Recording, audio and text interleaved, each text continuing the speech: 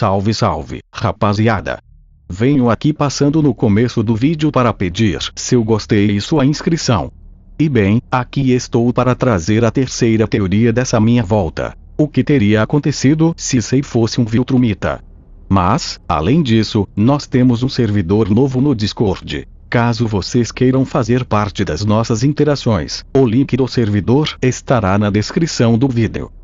Uma pequena adição antes de começarmos o vídeo. Acabei sendo pego de surpresa por conta do feriado, então esse vídeo será um pouco menor pelo prazo curto para postá-lo e a edição dele não vai acompanhar o nível dos outros vídeos. Peço desculpas, mas a partir do próximo as coisas voltarão à normalidade. Agora sim, bom vídeo a todos.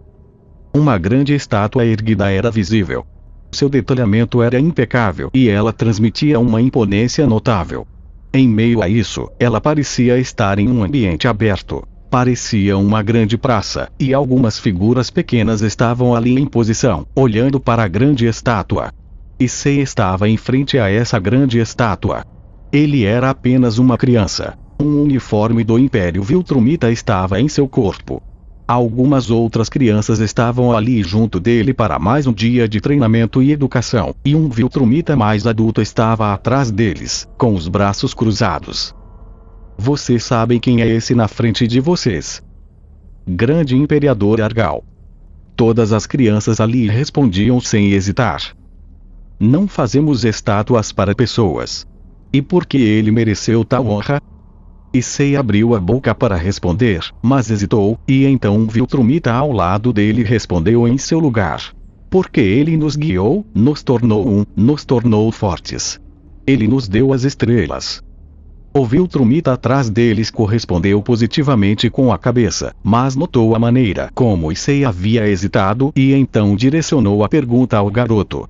Você, porque a purificação foi uma dádiva. E Sei hesitou e gaguejou naquele momento. O Viltrumita colocou a mão sobre a cabeça de Sei, deixando o garoto tenso, pois naquele momento ele poderia morrer. Então, se concentrando o máximo possível, respondeu sem tremer, para demonstrar confiança. Ela eliminou os fracos e nos deixou mais fortes. A mão do Viltrumita ficou sobre a cabeça de Sei, mas então ele a retirou e se levantou.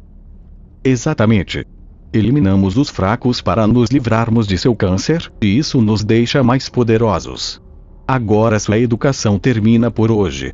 Amanhã vocês lutarão. Pelo menos 2 de vocês vão morrer. Encontrem abrigo e comida, e, se forem espertos, tragam armas. Naquele momento, todos começaram a sair do local, enquanto Sei tentava encontrar um lugar para passar um tempo. Ele notou algo estranho. Um adulto passou voando por ali, mas, do nada, caiu no chão no meio do voo.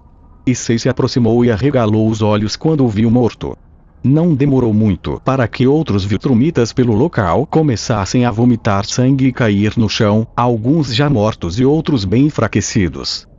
E Sei não entendia o que estava acontecendo, mas logo em seguida uma sirene alta começou a ser tocada por todo o planeta, indicando um ataque. Um bom tempo se passou. E Sei agora estava deitado em uma maca, com aparelhos para o auxiliar e tentar mantê-lo vivo. A doença foi muito mais brutal nele por ser muito jovem, mas ele parecia estar conseguindo sobreviver. Ele escutava os médicos ao seu redor falando. Ele é a única criança que continuou viva desde que o vírus começou a se espalhar pelo planeta. O regente Trago enviou uma ordem de prioridade ao garoto. Afinal de contas, se ele sobreviveu, significa que será um Viltrumita promissor. Um bom tempo se passou, e Sei pareceu conseguir sobreviver. Ele já conseguia andar em linha reta, não dependia mais de aparelhos para sobreviver, e até mesmo os médicos pareciam animados com a recuperação do garoto. Mas algo que foi notado foi o despertar precoce dos poderes de Sei.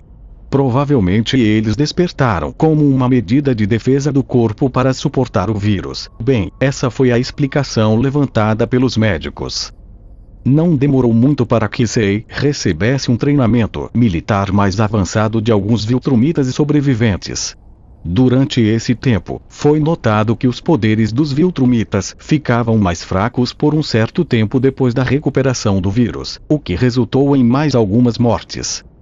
Pela falta de Viltrumitas e pela situação atual, Issei foi chamado para sua primeira missão como um agente do Império Viltrumita. Um planeta com um nível de força baixo o suficiente para que ele fosse minimamente desafiado, para que pudesse evoluir mais. E a segunda tarefa dada foi para que Issei verificasse se a espécie humana é compatível com o DNA Viltrumita. Essas foram as ordens que Issei recebeu para sua primeira missão. Para viajar pelo espaço, ele foi instruído a aprender a respiração, e assim foi feito. Issei parecia se surpreender com a própria velocidade. Ele conseguia cruzar sistemas solares inteiros em questão de segundos. Com toda certeza, ele estava bem mais rápido que a luz naquele momento. Issei ficou bons dias sozinho, vagando pelo espaço. Ele parou em alguns planetas no meio do caminho para conseguir renovar seu fôlego. Algo que ele notou também é que as raças que encontrou no caminho pareciam evitá-lo, e algumas até o atacavam, embora não tivessem efeito nenhum sobre ele. Após muito tempo de viagem, ele finalmente chegou à Terra, se surpreendendo com a visão daquele planeta. Ele realmente era parecido com Viltrum, assim como outros Viltrumitas disseram. Mesmo de cima, Issei podia dizer que aquele local era definitivamente um paraíso natural. Ele logo se impulsionou em direção ao planeta, entrando em sua atmosfera em poucos segundos. Naquele momento, ele ouviu uma confusão. Começou a desacelerar antes que se chocasse com o oceano, observando tudo ao redor, identificando de onde vinha aquele barulho.